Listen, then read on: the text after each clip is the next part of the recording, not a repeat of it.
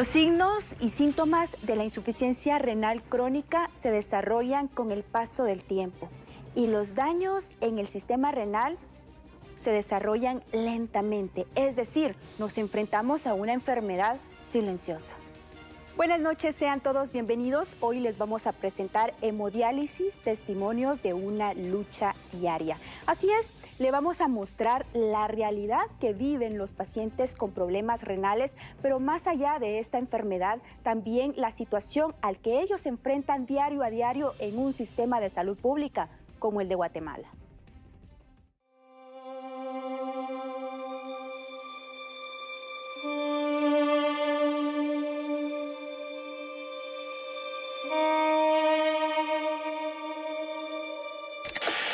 En estos momentos muy difíciles es lo que está pasando ahora mismo los pacientes renales en UNAERC debido a que no existen los tratamientos necesarios para realizarse las hemodiálisis. Y esta hemodiálisis realmente son tratamientos de vida o muerte. Ellos están en estos momentos haciendo un llamado a las autoridades correspondientes que por favor los atiendan.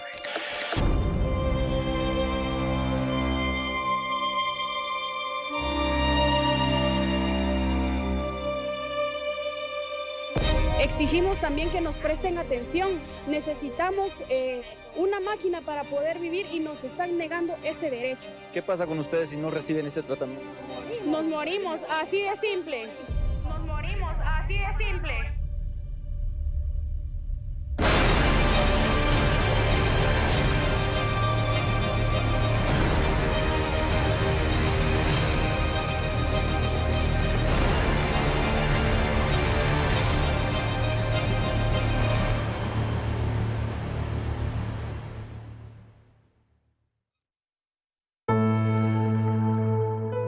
Quizá algunas veces han pasado por la 9ª Avenida y 3ª Calle de la Zona 1.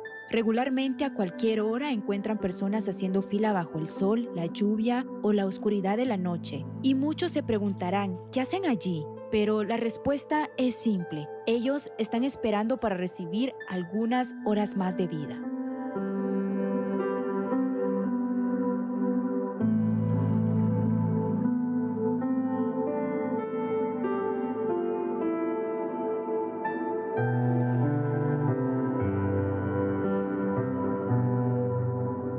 Esta enfermedad ha convertido al país en el 4º lugar en mortalidad por enfermedad renal en el continente americano y sus cifras van en aumento. La enfermedad renal crónica es una alteración en la función de los riñones que es de carácter irreversible y es progresiva. Es decir, una vez que una persona tiene diagnóstico de enfermedad renal crónica, no existe un tratamiento que cure esta enfermedad. Al contrario, el proceso evolutivo normal de esta enfermedad es seguir progresando hasta un deterioro tan importante en la función de los riñones que requiere el uso de terapia sustitutiva. Esto es, en el mejor de los casos, un trasplante renal o bien programas de diálisis peritoneal o de hemodiálisis. Existen unas causas que les llamamos tradicionales, las cuales las más importantes son diabetes mellitus e hipertensión arterial, pero también existen algunas causas no tradicionales, de lo cual Guatemala es parte, digamos, de esta epidemia de nefropatía mesoamericana, se conoce, y que característicamente se presenta en lugares en donde hay altas temperaturas, puede haber contaminación de suelos o de agua con metales pesados, trabajos extenuantes, expuestos al calor, a altas temperaturas, como decía, poca hidratación. Esto genera episodios de daño renal a repetición y que por supuesto si se suman algunos factores como el sedentarismo, digamos, malos hábitos de vida, cuestiones genéticas, el uso de nefrotóxicos como algunos medicamentos antiinflamatorios o antibióticos, pues todo esto suma y para el aparecimiento de enfermedad renal crónica.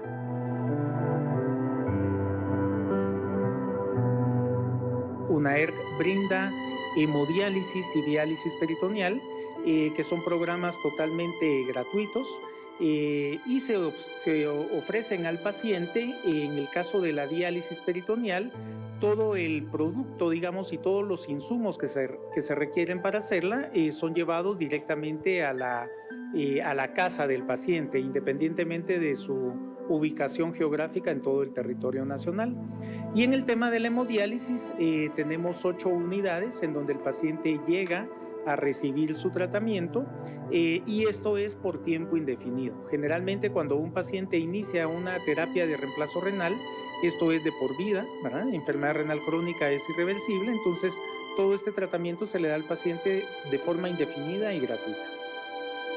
Los pacientes y quienes los rodean son sin duda alguna los testigos principales de los desafíos que conllevan asistir a recibir su hemodiálisis. Por esa razón, acercarse a ellos y preguntar cuál es su experiencia sobre esta realidad es lo que les mostramos. Desde las 4 de la mañana estamos aquí sentados esperando a ver si nos logran atender, porque aquí estamos igual como la lotería, a veces se gana, a veces no nos atienden, ¿verdad? Entonces venimos aquí como la lotería, nos reciben el carnet, al rato nos vienen a devolver, ahí si no hay espacio no nos atienden, hasta que haya un espacio nos vienen a atender. Ella me viene a ayudar porque yo soy no vidente, ¿verdad? Entonces ellos me vienen yo soy ciego, sí. Entonces yo a eso vengo, pero aquí tengo que estar sentado hasta que, a ver si logro un espacio en este día de hoy.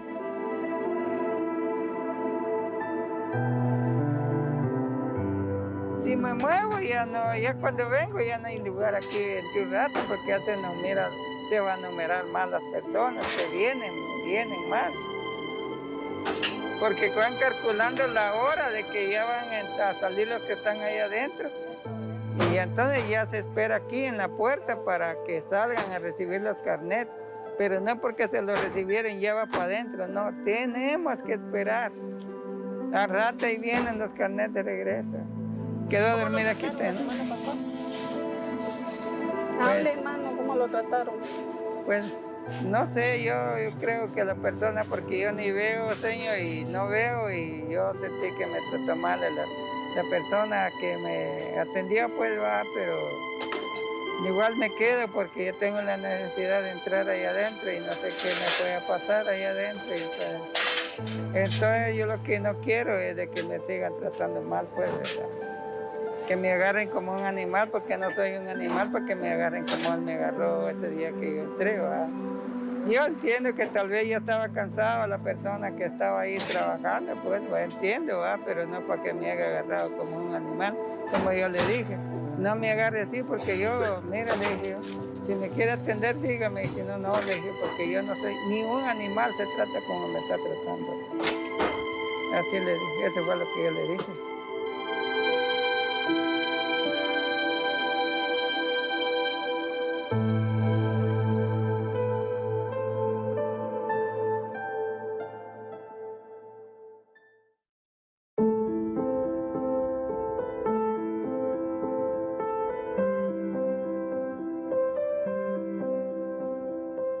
Siempre he venido sin cita y siempre venimos a esperar máquina para que... Sí, entonces toca que esperar. ¿A qué hora vinieron aquí? A las 6. 6 de la mañana. Y ahorita esperando turno. Esperando turno. ¿Qué horas ahorita? A las 2:30 de la tarde. Dijeron que el segundo turno. Sí, primero, tercer turno. Sí. Hasta en la noche. Tercero porque ahorita es el de las 3, ya pasó el de las 6 y el de las 10. Es al tercer turno. Sí, primero Dios. ¿Y a qué hora sale más o menos? Como a las 7 por ahí así. ¿Y se van de regreso de una vez? No, aquí los quedamos en una pensión. ¿Cuántos años tiene? 22. ¿Y hace un año cuánto me dijo que estaba? Año, 3 meses. ¿Y ha mejorado él? No, ¿a qué le voy a decir? Sí. ¿Y los medicamentos también son caros? A ver, sí.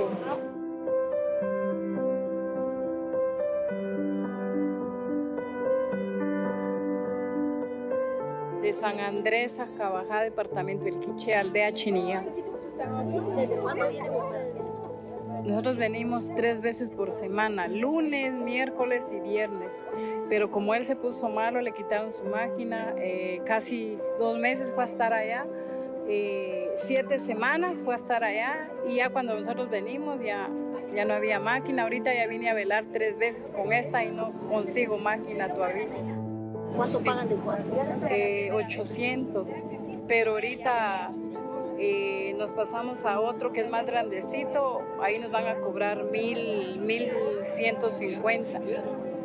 Sí, y él fue a la máquina la semana pasada, martes parece. Venimos a las 4 de la mañana y como no habían insumos, estuvimos aquí.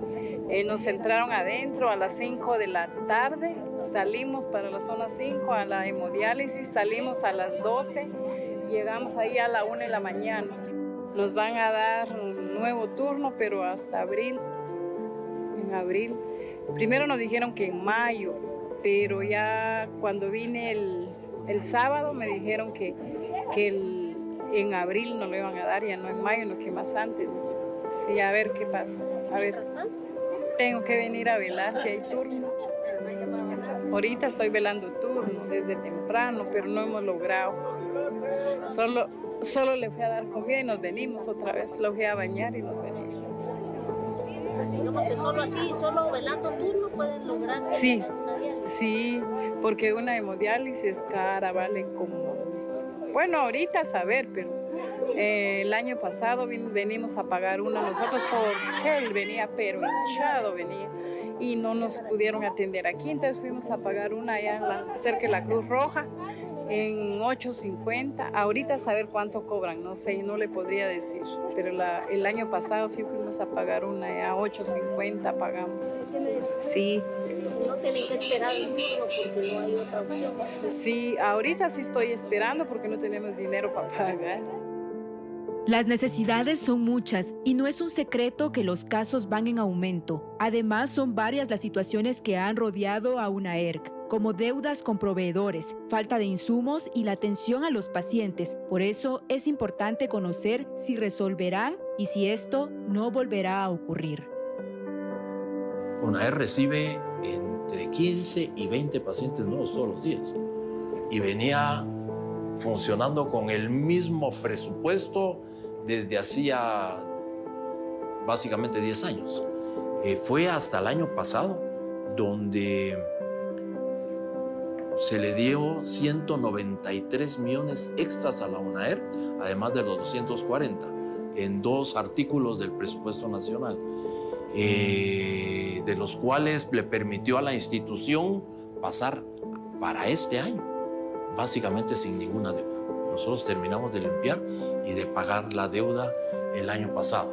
El año pasado sí se ejecutaron los 433 millones y la UNAERC en el mes de diciembre limpió completamente la deuda. La deuda del año pasado llegó hasta 110 millones de quetzales, ¿verdad?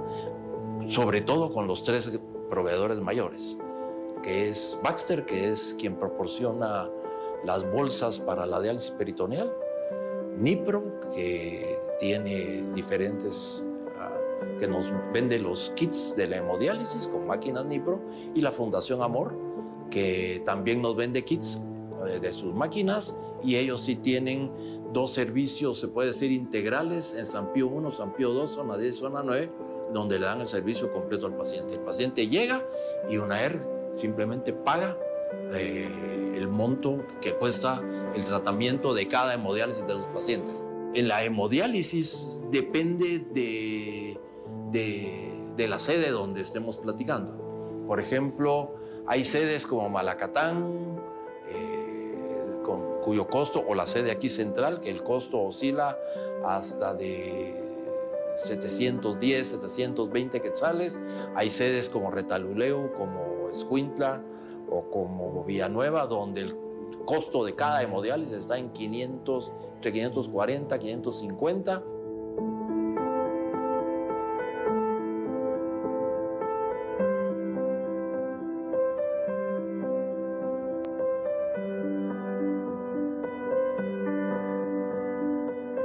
Estamos por inaugurar en una semana y media la unidad de Puerto Barrios, y para este año nos queda Petén, que ya casi está terminada.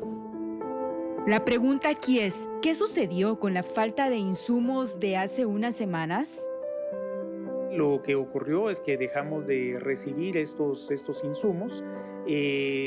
No se tuvo, digamos, un aviso previo con suficiente tiempo de anticipación que nos permitiera solventar esta situación, y efectivamente sí, nos quedamos 2 turnos prácticamente sin poderle ofertar tratamiento a los pacientes. La forma en la que se solventó fue adquirir insumos a través de otra empresa, que fue con la empresa Nipro, que es con quien también se tienen servicios en la UNAERC. Fue necesario solicitar la autorización por parte de Fundación de Amor para que sus máquinas se pudieran adaptar, digamos, y que se pudieran utilizar los insumos de Nipro, y de esa forma fue que se solventó el inconveniente que se dio. Ha habido un poquito de crisis en cuanto a transporte y en cuanto a los insumos que está fabricando la marca Fresenius, que es la que ellos están utilizando. Es una marca alemana y han tenido problemas con la importación de estos insumos. En un principio los kits y después fue las bolsas de bicarbonato que usan las máquinas. Y entonces en los 2 momentos tuvimos problema de corte de insumos y tuvimos que adaptar las máquinas a los kits de Nipro y a la utilización del cloro de Nipro, que es un sistema distinto para poder seguir dando tratamientos, hasta que ya Fundación Amor se nos dijo que ya ellos ya tienen sus insumos y que ya nos pueden seguir administrando los insumos de forma constante, cada 2 o cada 3 semanas, para que no nos agarre como quien dice la mano a la puerta, ¿verdad?, a última hora. Entonces, algún acuerdo ahorita como para que no vuelva a suceder? Nosotros tenemos un convenio con ellos, tenemos un convenio que tiene una duración de 3 años. El convenio es muy claro, el convenio dice que ellos nos deben de avisar con 15 días de anticipación cuando van a tener, o cuando tienen problemas de importación o cuando tienen problemas de insumos, para poder nosotros preparar otro tipo de respuesta a los pacientes y no dejarlos sin tratamiento. Como dijo el doctor, dejar a los pacientes sin un tratamiento, y no digamos a los que habían logrado venir en esa oportunidad y que venían a recibir su tratamiento, el tratamiento de cada 21 días. ¿Se puede imaginar lo que sucede con esos pacientes cuando hacemos una crisis de ese tipo? Esperamos que eso ya no vuelva a suceder, y hay compromiso de Fundación Amor de que esto no va a suceder otra vez.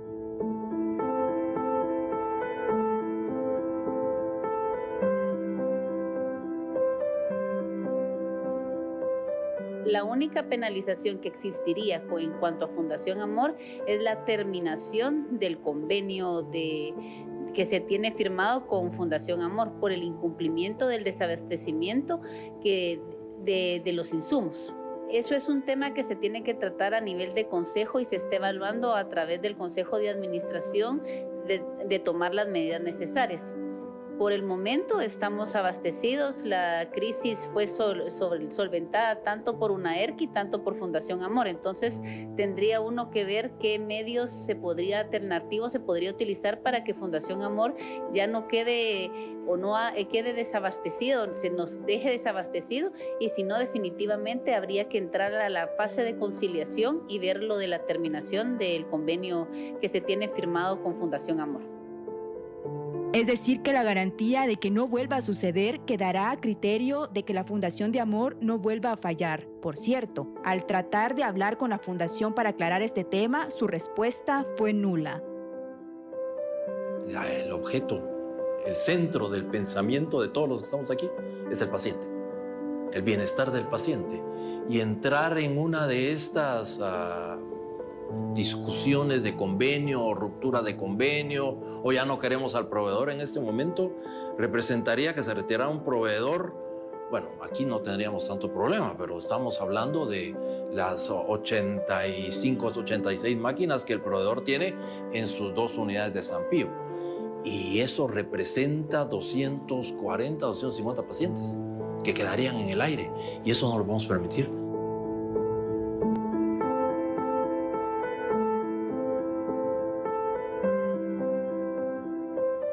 Ese día me di cuenta yo, desde las 4 de la mañana en punto, aquí vine haciendo fila. Y no habían insumos, estaba tapado todo. Y estuvimos aquí Y después solo íbamos allá al cuarto a tomar café, a hacer desayuno, a darle a él a desayunar yo y ya nos veníamos. O si él tenía ganas de ir al baño, yo lo llevo corriendo, ya venimos otra vez, pero no hay nada. Entonces estamos esperando, iba a esperar. Al fin dijeron que nos iban a mandar para allá. La situación de los fondos asignados a UNAERC por parte del Estado está a cargo del Ministerio de Salud Pública y Asistencia Social y funciona de la siguiente manera. UNAERC debe solicitar los fondos al Ministerio de Salud a través de una planificación y posteriormente se firma un convenio según el presupuesto. Luego, el Ministerio transfiere los fondos a UNAERC, que a su vez suscribe acuerdo con Fundamor. Esto para garantizar que el servicio sea de primera y sin problemas. Pero el problema es que no ha sucedido así. A pesar de que la Fundación de Amor tiene un convenio de servicios con el Ministerio de Salud por un periodo de 3 años. 8 años de estar con lo de la insuficiencia renal. Ahorita estamos pensando en ponerle una fístula, pero igual es dinero. Se gasta.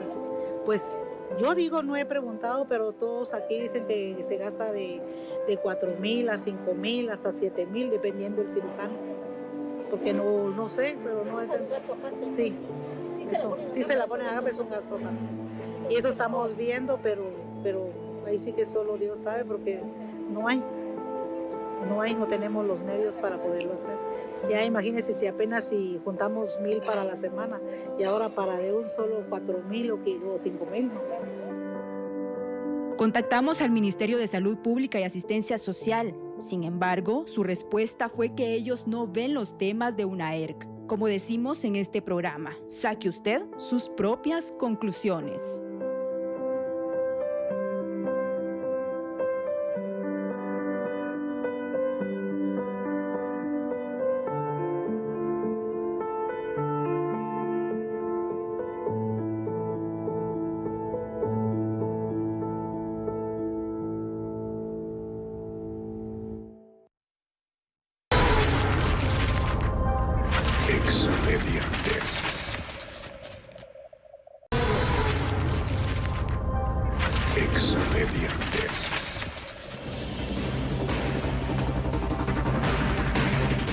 Las estadísticas son crudas y reales. Imagínese usted que en el país cada 45 minutos se diagnostica un paciente con problemas renales crónicos y cada uno tiene una historia difícil que contar. Por esa razón, le presentamos los siguientes testimonios.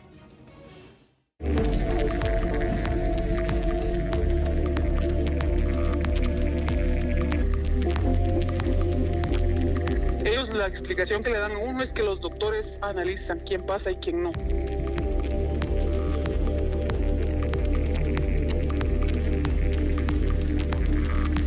Pero en lo que yo estuve ahí, sí faltaban insumos. Hay veces que entraba casi hasta en la noche a hemodiálisis porque no había agua.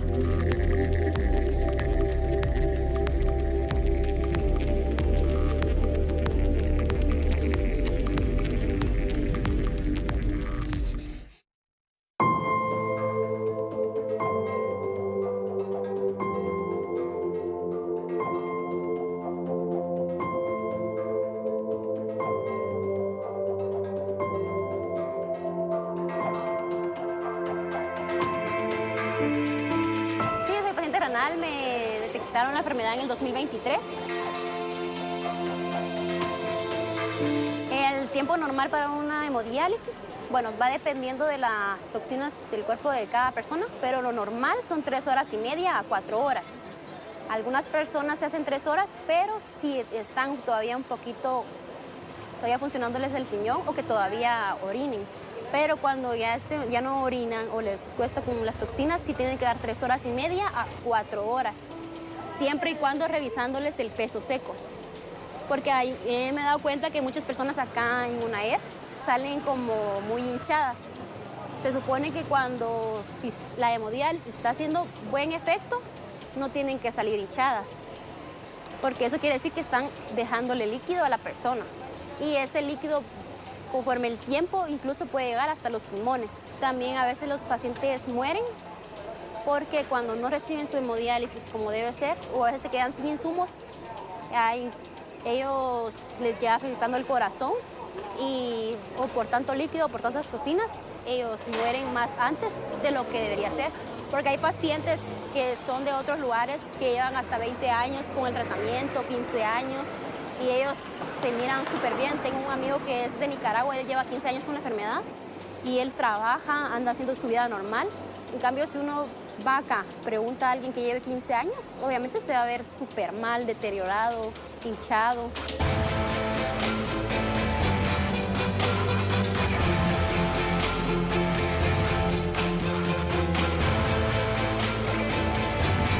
Tienes que ser fuerte ahora.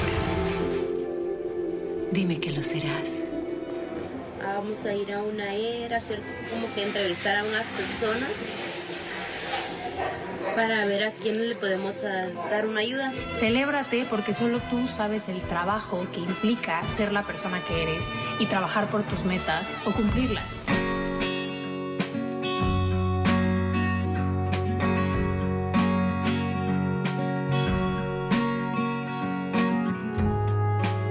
Ya llevo 15 años con la enfermedad.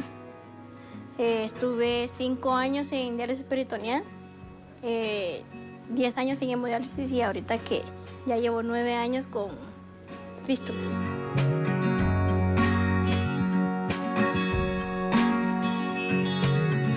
Incluso yo empecé con la enfermedad porque cuando yo estaba pequeña estuve en intensivo 40 días. Y conforme los antibióticos que me ponían, pues me fue dañando los riñones. Si nos tenemos como a los 9 años empecé a como a hincharme, ponerme amarilla, empecé a botar proteínas. Entonces ahí fue donde me detectaron la insuficiencia renal. En una ER, igual la peritonía en una ER y la hemodiálisis igual en una ER. En aquellos tiempos me estaba contando mi amiga que era pagado. Entonces, cuando yo entré ya era público. Pero en lo que yo estuve ahí, sí faltaban insumos. Hay veces que entraba casi hasta en la noche a hemodiálisis porque no había agua.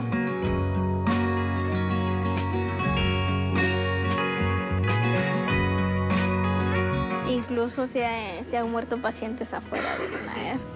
Se han muerto pacientes afuera. ¿Y estando tú ahí en esa época se morían afuera también? Sí, en una ER me tocó. Vi que una señora falleció ahí. ¿Y cómo fue eso? La intentaron animar, pero ya no se pudo hacer nada. Qué triste. Solo escuché que dio el grito y ahí quedó la señora.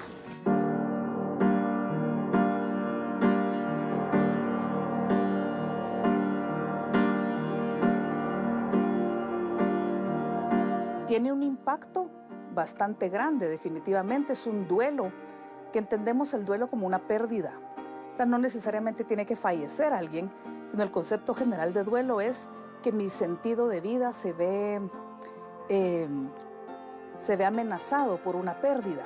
Entonces la gente aquí lo que está perdiendo es no solo la idea de que voy a vivir muchísimos años, porque uno no lo piensa, ¿verdad? Piensa y hace planes para muchísimo tiempo. No piensa estar enfermo tampoco. Entonces, si pierdo mi sentido de salud, ¿verdad? Pierdo calidad de vida, porque eso lo tengo que tener asumido. Mi vida ya no va a ser igual después de esto. En una esfera más macro, el sistema de salud, por ejemplo. Si yo tengo acceso a la salud, si tengo acceso a la salud de calidad, que yo entiendo que me puedo curar con los recursos que tengo, o si no me voy a curar porque el hospital no tiene los insumos, o si me van a salir 800 millones de quetzales que no tengo. Entonces, ese tipo de acompañamiento, digamos, que viene de fuera, es de vital importancia, porque me dan a mí una plataforma en donde yo puedo proyectar si voy a estar vivo y si voy a estar bien.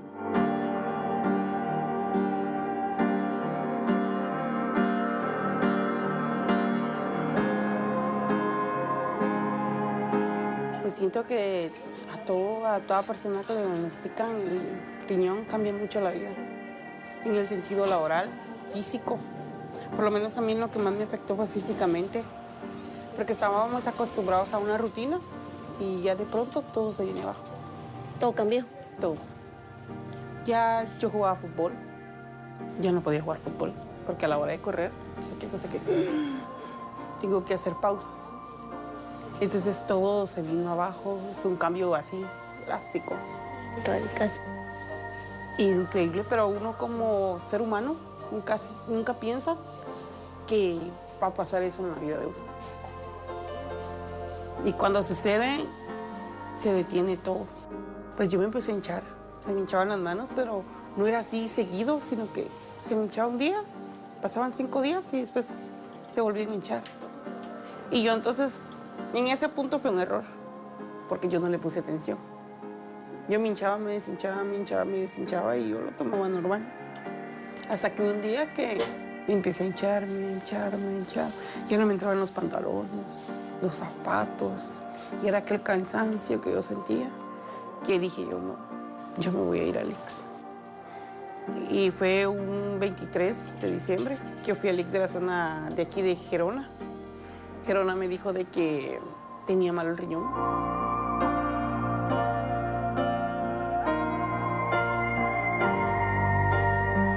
Yo siento que de todo a nivel del cuerpo, el que más hace el trabajo es el corazón. Es como cuando usted entra a máquina. La máquina saca la sangre, sí, pero el que va bulbeando es el corazón.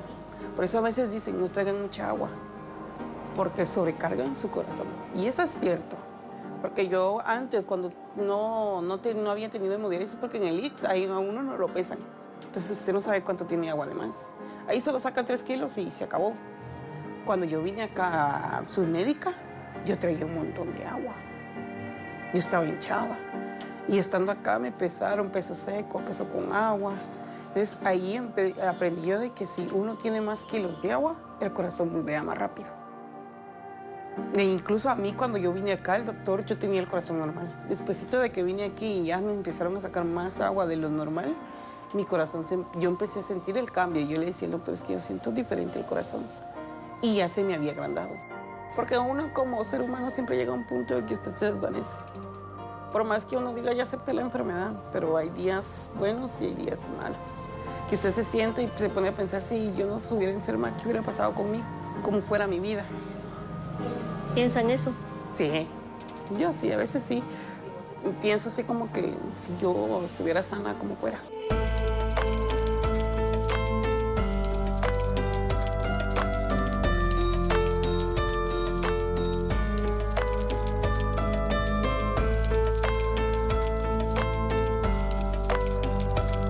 Creo que el miedo de nuestros países, lo que compartimos en estos países, es que si me enfermo me va a salir caro y que seguramente no tengo cómo cubrirlo, ¿sí? O si tengo seguro, ya ve, todos hacen problemas por tener seguro. Si tengo seguro va a llegar hasta un punto, ¿verdad? Entonces voy a endeudar a mi familia, voy a tener yo penas económicas o por no tener el recurso económico me voy a morir. Entonces es un limitante que agrega a la dinámica de la enfermedad mucha angustia. Digamos que si yo hago el sacrificio de venir y de traer varias personas que se perdieron un día laboral o 2, que están invirtiendo recursos que tal vez los tienen limitados, pues tiempo, dinero, esfuerzo, en venir, pero tiene un fruto, que me lograron hacer mi tratamiento y con esto voy a mejorar mi calidad de vida en los próximos meses, vale la pena. Pero si encima de todos los gastos, el viaje, porque la persona también está enferma, ¿verdad? No es un viaje turístico, digámoslo, y la logística que implicó y quien me acompaña, y encima de eso hago ese esfuerzo que para muchas familias ha de ser muy fuerte y no logro el objetivo, definitivamente los niveles de frustración van a ser muy altos. Porque hicimos todo esto para no tener ningún fruto. Y encima comprometo mi salud, porque no recibí el tratamiento que tendría que haber recibido.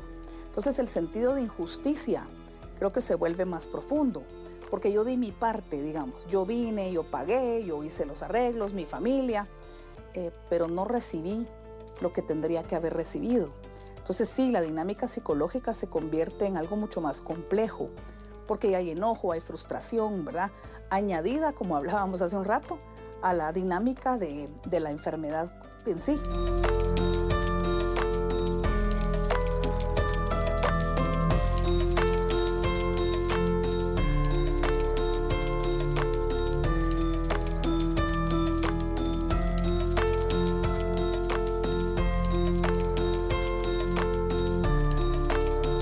Toca entregar el carnet, no tienen un orden para recibirlo.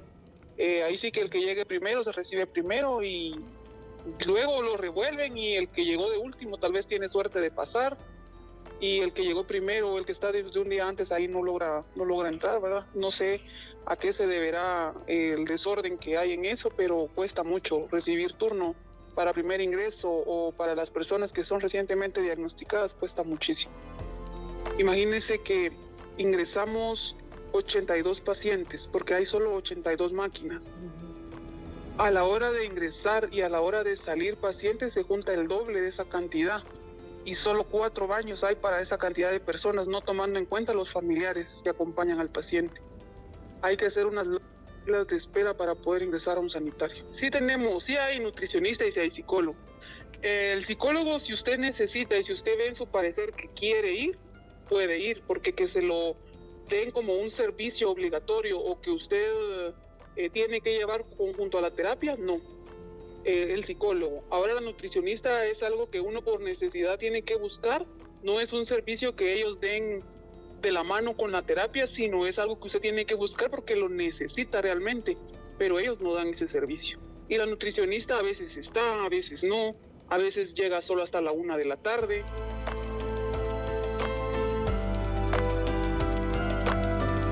Sí, estuve estos días, nos tocó esperar casi 8 días a los que teníamos turno fijo sin pasar y lamentablemente cuando pasamos, yo no lo vi personalmente, pero usted sabe que el pánico se da en todo el lugar cuando algo pasa, ¿verdad?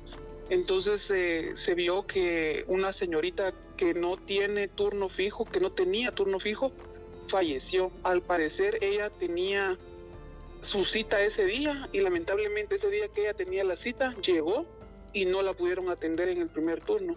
Entonces cuando la conectaron ya al siguiente o en el momento que se pudo, ella falleció. Y lo que hicieron según ellos para que nadie se diera cuenta fue sacarla por la parte de atrás, pero siempre más de alguien ve, ¿verdad? Y regó el rumor y se ve eso, ¿verdad? Por el sistema de salud que hay en general en Guatemala, me atrevo a asegurarle de que la hemodiálisis no le salva la vida, la hemodiálisis lo mantiene a uno con vida. Y con los malos servicios que uno recibe, las hemodiálisis incompletas, porque se supone que deberían ser 3 hemodiálisis a la semana, solo recibimos 2 a los que nos va bien, y a los que no, 1 cada 15 días o 1 al mes. Entonces, la enfermedad lo va degradando a uno, la enfermedad lo deteriora a uno como no se imagina, y a la larga ya no es solo el problema de los riñones, empieza a afectar el corazón, empieza a afectar los ojos, la vista, todo, afecta todo en general, porque uno va sobrellevando la enfermedad, no va llevando un tratamiento para poder tener una vida mejor, solo va para no sentirse peor de lo que ya está. Para ellos todo está bien. Yo a veces me pregunto y digo, yo no guardo rencor en mi corazón y no le deseo el mal a nadie, pero sí me pregunto, ¿será que ellos no tienen a nadie enfermo? ¿Será que ellos no sufren de alguna enfermedad o no han sentido nunca un dolor para ser tan inhumanos con una persona? Porque también, como le dije al principio, así como se hablan cosas malas, se hablan cosas buenas. De los técnicos también hay muchos técnicos malos que lo conectan a uno como que son animales. Le jalan el catéter así a la carrera teniendo solo 4 pacientes que ver. Todo lo hacen de mala gana. O sea, hay de todo. Mire, la verdad que uno con la necesidad que tiene de esta terapia, lo único que le queda es aguantar los malos tratos. En mi persona también existe el temor de que algo así llegue a pasar, porque ahí las personas que trabajan no son éticas en el administrativo.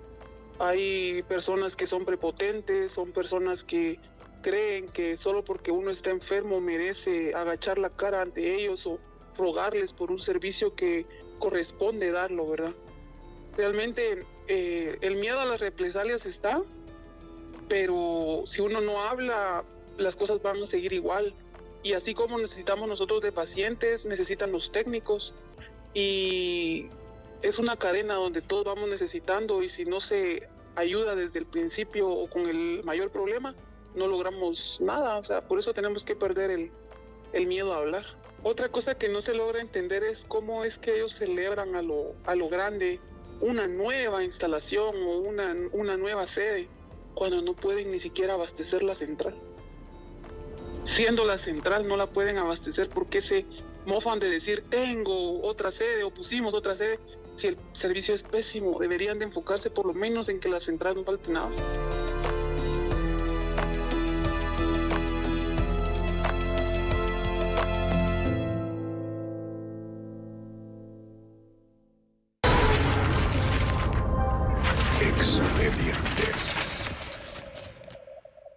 Expedientes.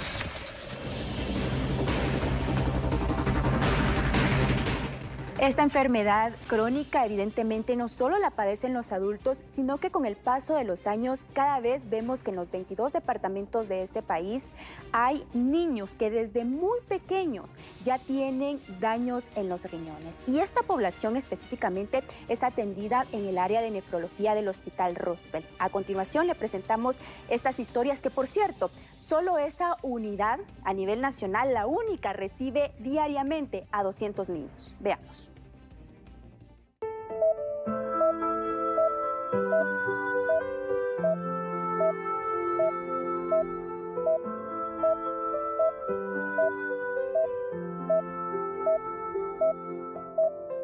Cuando a Dylan lo diagnosticaron, para serle honesta, yo no tenía pero ni la menor idea de lo que era la insuficiencia renal. Fue algo bastante duro. Tenía 7 años. Estaba por cumplir los 7 años. Fue algo bastante duro, porque es una enfermedad bastante terrible, se podría decir. Cada mes, en promedio, 200 niños llegan a las instalaciones de la Fundación para el Niño Enfermo Renal en busca de un tratamiento de diálisis y en espera de un trasplante de riñón que les dé el regalo de una nueva vida. La mayoría de pacientes viven en el interior del país en condiciones de pobreza y pobreza extrema, afirmaron las autoridades de nefrología pediátrica del Hospital Roosevelt. Desde que lo diagnosticaron, nosotros tenemos que viajar desde la ciudad de Jutiapa hasta para acá, para la capital, para Fundaniar. Gracias a Dios aquí encontramos el tratamiento que necesitaba. Dylan vino complicado. Cuando a él lo diagnosticaron, estuvo en prediálisis, solamente con dieta y medicamento. Conforme los meses se fue empeorando la situación, sus riñones dejaron de funcionar completamente y hubo necesidad de colocarle un catéter de hemodiálisis para que él lo pudieran hemodializar, porque ya su cuerpo estaba completamente intoxicado. Ahí fue cuando nos dimos cuenta de que sí, en realidad él necesitaba la hemodiálisis, porque él se empezó a hinchar. Ese es uno de los síntomas de la insuficiencia renal que nosotros desconocíamos. Nosotros nos preguntábamos el por qué. A él se le fue el apetito, empezó a hincharse de los pies, de la carita, empezó a presentar dolores de cabeza, sangrados frecuentes de nariz. Elsa Marroquín llevaba 1 año enfrentándose a una enfermedad crónica que poco a poco consumía los riñones de su hijo Dylan, hasta que en abril de 2017 una luz de esperanza llegó para cambiarles por completo la vida. Duró 2 años pasando a la máquina de hemodiálisis. Luego de eso tuvo una infección de catéter, tuvieron que retirar su catéter y era candidato para diálisis peritoneal. Luego le colocaron catéter para diálisis peritoneal, duró 18 meses en diálisis peritoneal. Y estando en diálisis peritoneal, él se mantenía bastante estable. Luego pasamos a lo que es el protocolo para trasplante renal. Y estando en diálisis peritoneal, se hizo todo el proceso para las pruebas, a ver si éramos compatibles. Antes del trasplante, Dylan era bien pequeñito. Él estaba bien pequeñito, no crecía, se mantenía todo el tiempo hinchadito. Ajá. Después del trasplante, gracias a Dios, sí hubieron muchos cambios y creció. Se puede decir de que gracias a Dios ha tenido una mejor calidad de vida. Las pruebas indicaron que Elsa era una donante de riñón compatible para su hijo. Gracias a Dios existe la fundación para el paciente renal crónico y es una bendición porque la verdad es que aquí fue donde encontramos nosotros muchas, se podría decir, la solución, ¿verdad?, a el problema de Dylan. Bastante difícil, que la verdad no se le desea a nadie, porque no es nada fácil que le den un diagnóstico a uno y que le digan de que es una enfermedad crónica, que prácticamente no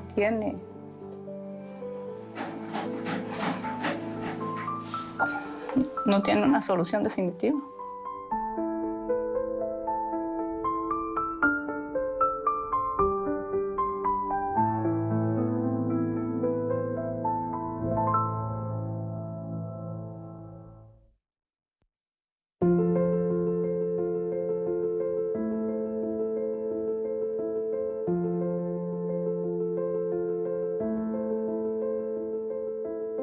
La principal causa del por qué los niños tienen enfermos sus riñones es porque nacen con anomalías desde las vías urinarias. Es decir, que desde que se formaron en el vientre de su mamá no se formaron bien las vías urinarias y eso es lo que les predispone a ellos a tener un daño en sus riñones.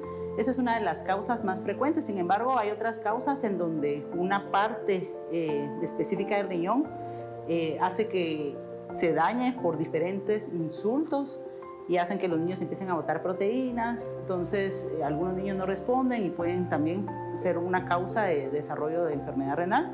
Y hay otro grupo que hemos estado viendo que no hemos encontrado por qué se están dañando sus riñones. Sin embargo, comparten algunas características con la población de adultos que, por ejemplo, que vienen del área de la costa sur, en donde se ha estudiado mucho la nefropatía mesoamericana. Entonces, consideramos que muchos de estos niños también están siendo afectados por esta misma patología. El día a día para los niños que tienen una enfermedad renal no es nada sencillo. Irene, cuando tenía apenas 12 años, fue diagnosticada con lupus clase 4, una enfermedad autoinmune que con el paso de los años le provocó insuficiencia renal. El diagnóstico era desalentador. Sus 2 riñones habrían dejado de funcionar. Mi tratamiento primero empezó con hemodiálisis. Yo estaba en el lado de adultos ya que por mi edad no me habían aceptado en emergencia. En adultos tuve un choque séptico porque recibía quimioterapias por el lupus. Luego en el San Juan me vio la reumatóloga, que fue la pediátrica. Después de allá me trasladaron para acá y aquí fue donde empecé mi tratamiento. Pasé 4 años sin ninguna terapia de reemplazo, solo con medicamento y mis citas aquí en el hospital. En 2022 me dio COVID y el COVID activó nuevamente el lupus y el lupus nuevamente dañó los riñones. Ahí sí ya no se pudo hacer nada y tuve que necesitar nuevamente la terapia de reemplazo. Fue en 2023, más o menos fue a finales del año, cuando me dijeron que por ser una paciente en la cual tenía bastantes cuidados en su higiene, en su terapia de reemplazo, sus laboratorios siempre venían bien, me dijeron que era una paciente apta a tener un trasplante renal. A pesar de su diagnóstico, los médicos lograron lo que ella creía imposible. Tras varios años en lista de espera, finalmente, el 29 de abril de 2024, fue sometida a una cirugía de trasplante de riñón. En este pues consiste que se coloca un órgano sano en el cuerpo de un paciente que tiene enfermos sus riñones y que pues necesita que este órgano llegue a cubrir todas esas funciones que se perdieron sus riñones enfermos. Para mi mamá fue impactante ya que no hemos conocido y no sabíamos de la existencia de ningún paciente con diagnóstico de lupus aquí en Nefro, ya que los pacientes con lupus tienden a fallecer, ya que el lupus es una enfermedad autoinmune que ataca a su propio cuerpo. Cuando desperté me sentí feliz. De la felicidad yo lloré porque fue algo maravilloso, fue algo que jamás me hubiera imaginado. Pero no todos los pacientes tienen la suerte de ingresar al quirófano para ser trasplantados. Hay muchos que, al no ser compatible con su donador, deben esperar meses e incluso años en agotadores pero indispensables tratamientos para seguir sobreviviendo. Este es el área de hemodiálisis. Entonces, una vez que se coloca el catéter, el paciente se estabiliza en cuanto a signos vitales. El paciente viene a esta área, que es el área de hemodiálisis. Entonces, si la estabilidad de sus signos vitales lo permite, pasa a esta área en donde se hemodializa la primera vez, 1 hora y media o 2, dependiendo de las características del paciente. Se le da el abordaje por el equipo multidisciplinario. Ese equipo multidisciplinario incluye a la psicóloga, a la nutricionista, a la trabajadora social, a la farmacista, que entre todos se le habla a la mamá, al paciente, acerca de las 3 terapias que tenemos para ofrecerle. Como les contaba, que tenemos la diálisis, la hemodiálisis y el trasplante. Siempre nosotros sugerimos como primera opción usar la diálisis peritoneal. Diálisis varios días a la semana en el hospital o en casa, dieta, medicación. Ese es el diario vivir para los niños con insuficiencia renal. Hay algunos pacientes que por razones sociales o porque a veces no pueden hacer la diálisis peritoneal, prefieren quedarse en hemodiálisis. Entonces estos pacientes son trasladados a UNAER, que es la Unidad Nacional del Enfermo Renal, en donde entonces continúan con su tratamiento de hemodiálisis crónica. Ya después de los 18 años, si ya no son atendidos acá, tienen que trasladarse. Ya después de esa edad, ya todos se trasladan al área de adultos. Algunos pacientes, como nosotros somos una unidad de diálisis aguda, o sea que atiende todas las emergencias, entonces muchas veces no todos los pacientes hasta cumplir los 18, a veces pacientes que ya están estabilizados, que ya tienen un acceso vascular crónico como una fístula, son trasladados antes, digamos, siempre y cuando cumplan con estabilidad y que sean pacientes que ya tienen estabilidad en cuanto a los tratamientos de hemodiálisis, ya tienen el acceso, no tienen alguna otra comorbilidad asociada que ponga en riesgo su vida. Entonces estos pacientes son los que usualmente se trasladan para el lado de UNAER. La doctora indicó que la mayoría de los casos de enfermedades de riñón pasan desapercibidos hasta que la enfermedad está en un grado avanzado. Usualmente los pacientes toman aproximadamente de 6 a 7 medicamentos, aparte de pasar a su máquina para hacerse el procedimiento. Entonces, esta es la clínica de nutrición y esta es la otra clínica donde ve farmacia. Acá en estas clínicas pues, se les enseña a los pacientes qué son los medicamentos, qué son los medicamentos, para qué sirven, a qué horario deben de tomarlo, qué pasa si no lo toman. La psicóloga es sumamente importante porque acordémonos que es una enfermedad en niños, se maneja mucha ansiedad, como son enfermedades crónicas, pues hay que trabajar mucho esa parte de la unidad familiar, la mecánica familiar es sumamente importante. Muchos cuidados en la alimentación, tanto en sal como en potasio o así. Es algo duro.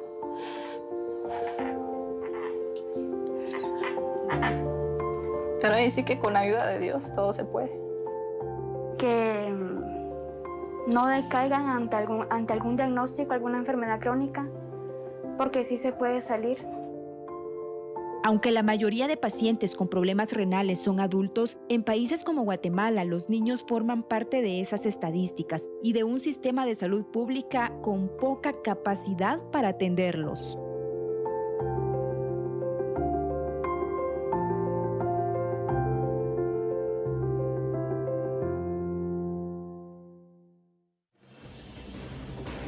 Definitivamente los desafíos a los que se deben enfrentar este grupo poblacional son muchísimos y tal como lo indicaban ante las cámaras de expedientes, ellos dependen de las máquinas de hemodiálisis y del medicamento adecuado para seguir sobreviviendo.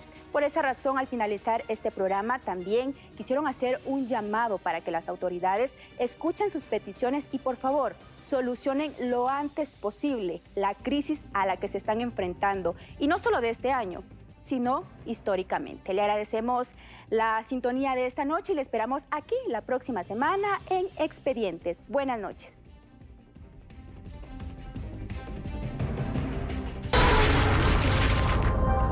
Expedientes.